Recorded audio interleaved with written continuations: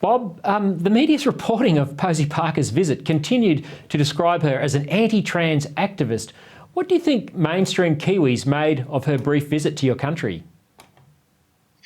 Yeah, hi Lyle, good to be on the show. That was a constant narrative which went for probably a week leading up to Posie Parker's visit. To be honest, most New Zealanders had never heard of her.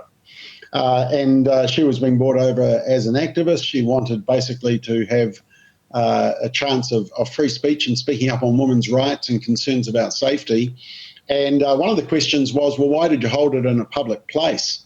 And part of the reasoning is because every time they go and book a facility, the facility is either woke or gets nervous and cancels it. So they've found that just going to a public place is probably the best way to do it. But as they found out in New Zealand, the lack of police presence meant that safety was put to the side, and you just had, to be honest, it felt like it was a feral mob who just wanted to do anything they could to shut down Posie from speaking. And, you know, there were elderly women, a lot of women who had come along, and men, to hear just what Posie Parker had to say.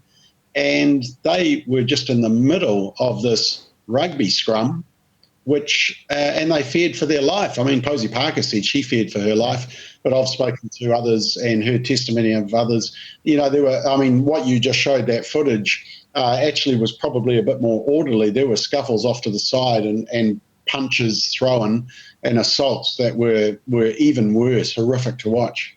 Yeah, look, they certainly were feral, Bob. It's just unbelievable. What do you think the average Kiwi made of this, seeing all this blow up on the news? Are they aware of the transgender issue? Are they aware of the vulnerabilities being created to girls and women in their sports and their private spaces, the sort of issues that Posie was trying to highlight? Well, the problem is that narrative never was allowed to come out. So the media moved in step and just kept on saying she's anti-trans, she's anti-trans. Every time she was mentioned, the adjective anti-trans was used before. And so it wasn't about pro-women's rights, it wasn't feminist, it was simply she's anti. And so that did two things. It masked the real reason for her coming and what she wanted to talk about. And secondly, it painted her in a negative light. And it whipped up hysteria amongst the LGBTQIA plus community and encouraged them basically to you know, come out and act the way they did. And look, it wasn't until I watched some coverage. I mean, it had worldwide coverage, and in fact, the international media have really were stunned by what they saw just as much as New Zealanders were, and you know, it wasn't until the overseas media actually had some interviews with Posie Parker that I think a lot of New Zealanders actually found out what her heart message was. And most people would agree with her concerns.